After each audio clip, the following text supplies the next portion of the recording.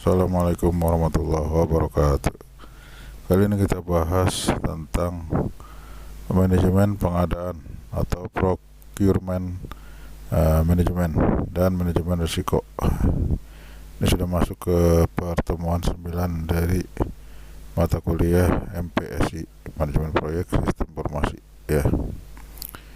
Oke, pertama kita bahas terkait dengan manajemen pengadaan ini. Ini sangat berkaitan erat dengan pengelolaan kontrak kerja ya, karena akan dia membutuhkan pengadaan barang dan jasa. Nah, ini terkait dengan pihak stakeholder yang lain, yaitu supplier, dan tentunya di sini harus dibuatkan kontrak kerjanya. Nah, kalau di beberapa perusahaan, nah ini ada istilah departemen pengadaan ini, ada yang istilahnya departemen pengadaan atau departemen pembelian ya, atau departemen kontrak ya. Karena ini terkait dengan kemampuan negosiasi dan juga memahami proses hukum, terkait dengan hukum ya, perjanjian atau kontrak dengan pihak supplier. Jadi ada dari sisi hukum dan juga ada kemampuan dalam menawar harga. Nah, seorang manajer pengadaan dia juga harus memfasilitasi untuk membuat rencana manajemen pengadaan, kemudian membuat juga yang namanya surat pernyataan kerja pengadaan atau statement of work ya. Kemudian dia menentukan jenis kerja, kemudian dia juga bisa melakukan permintaan penawaran ya, mengikuti undangan penawaran dan seterusnya. Maka seorang manajer proyek di dalam pengadaan ini harus memahami, harus bisa membaca, memahami kontrak ya secara keseluruhan, begitu terkait dengan risiko-risikonya maupun kemampuan di dalam menawar atau negosiasi barang atau jasa. Dan juga harus memahami terkait dengan hukum ya, jadi terkait dengan hukum di dalam melakukan kontrak kerja tersebut. Nah, di dalam PMBOK ya, Project Management Body of Knowledge. Nah, di sini sudah ditentukan untuk perencanaan, tahap perencanaan, yaitu manajemen perencanaan pengadaan. Seorang manajer itu mampu merencanakan pengelolaan pengadaan. Dia juga bisa mengidentifikasi kebutuhan apa saja di dalam proyek, apa saja yang harus disediakan,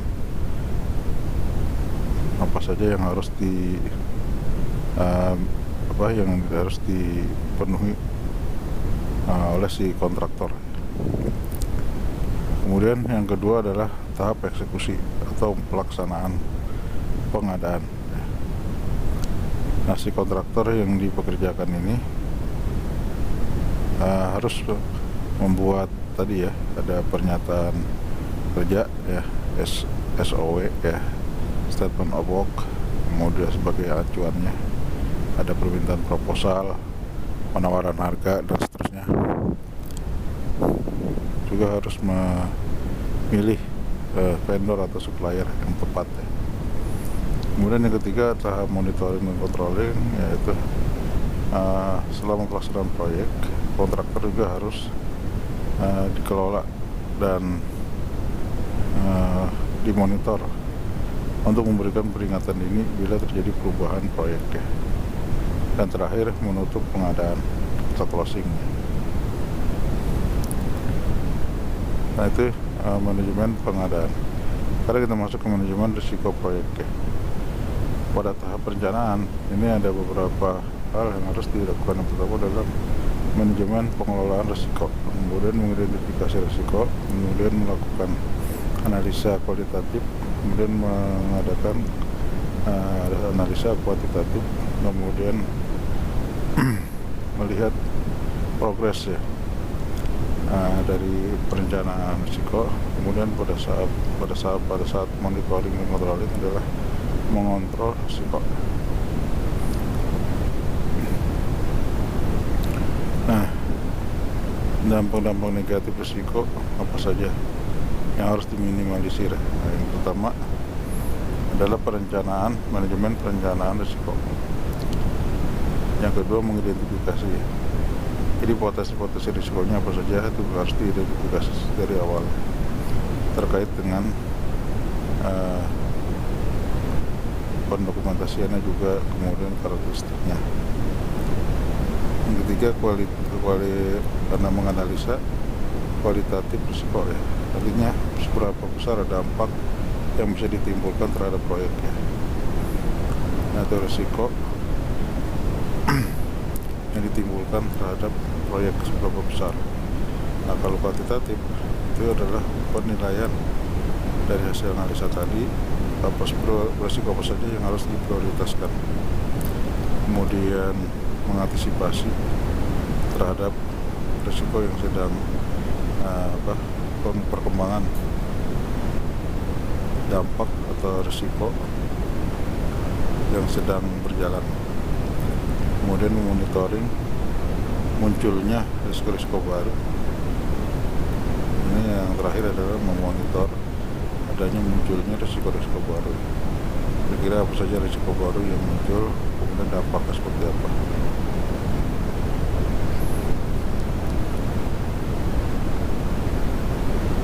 Nah, ini ketika kita melakukan perencanaan awal proyek, kita mengidentifikasi risiko seperti kebijakan organisasi, rencana manajemen proyek, project charter, dan seterusnya. Biaya, jadwal proyek, SDM-nya, kemudian durasi proyeknya. Nah, semua ini harus diidentifikasi.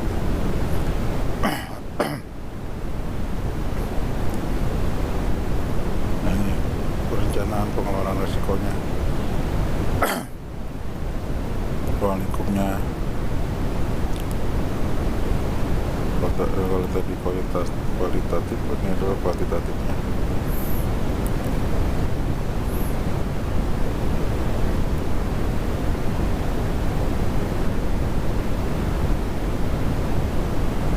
Jadi prioritas ya, mana saja risiko yang harus diprioritaskan.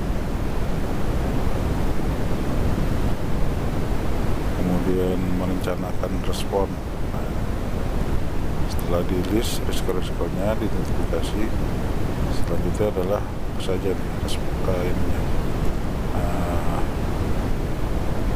actionnya yang harus dilakukan.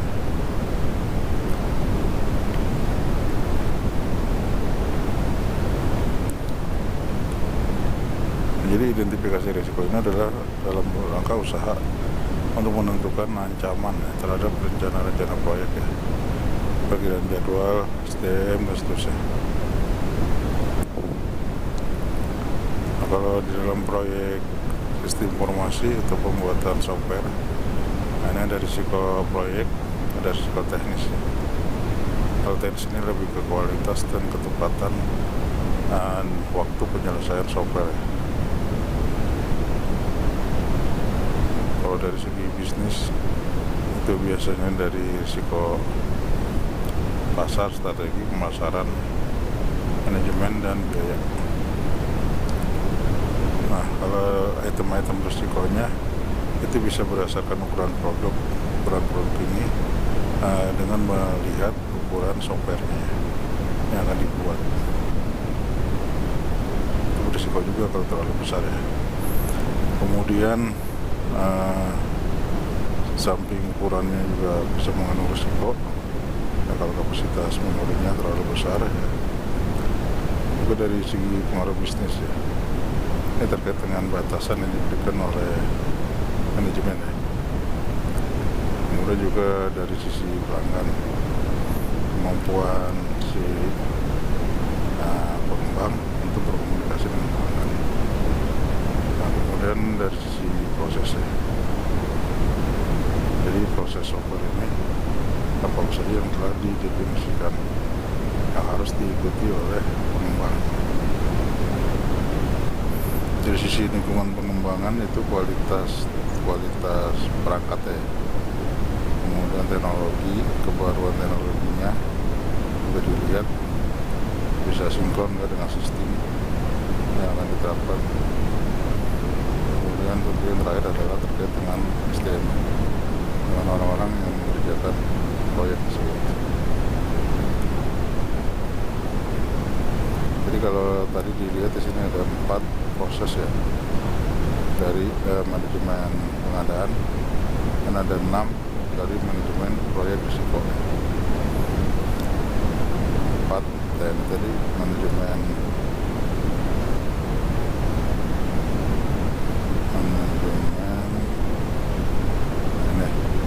ini yang 6 manajemen risiko ya, pertama plan, yang kedua identifikasi, ketiga kuantitatif, progres dan kontrol. Nah, kemudian ini risiko diletakkan. Nah, yang keempat manajemen procurement, perencanaan, plan, conduct ya, melakukan pengadaan, kontrol dan closing. Kesimpulannya,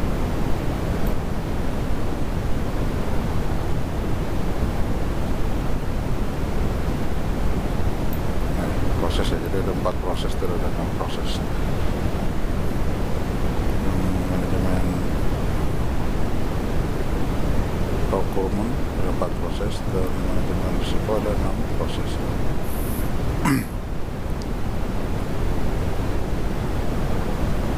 Kita langsung ke latihan soal. Di beberapa perusahaan nama lain departemen pengadaan adalah departemen administrasi, bukan lain di departemen pembelian. Kemudian jualan bukan inventory, bukan inventory ke inventaris asli. Keuangan inventory pembelian.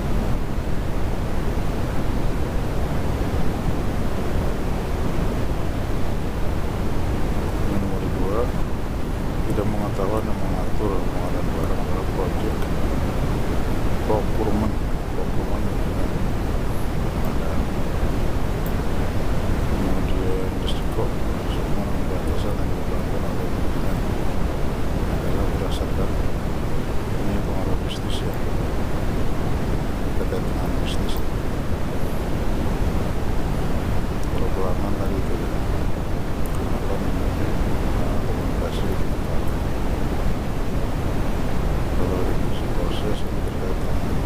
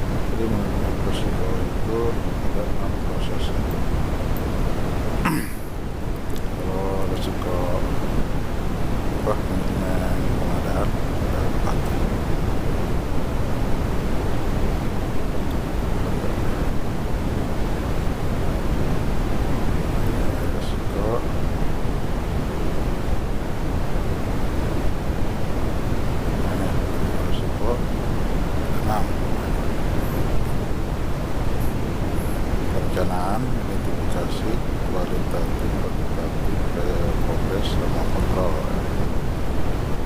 Perencanaan, identifikasi, kualitatif, kuantitatif, progres dan kontrol. Kalau yang itu yang stop.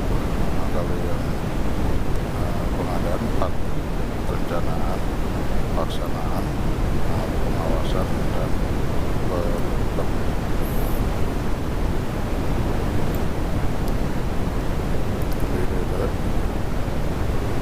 ditanyakan risiko. Ada 6 kalau risiko. Kalau pengadaan ada 4. Pengadaan ada 4 jadi kalau pengadaan, perencanaan, pelaksanaan, controlling sama closing. Kalau risiko ada 6, perencanaan, risiko ada perencanaan, kemudian ada identifikasi, kemudian ada kualitatif, kuantitatif, progres sama kontrol. Keterampilan yang diperlukan dalam pengadaan ini hukum dan keterampilan nego. Jadi harus punya kemampuan untuk negosiasi sama pengetahuan di bidang hukum terkait dengan perjanjian kontrak kerja.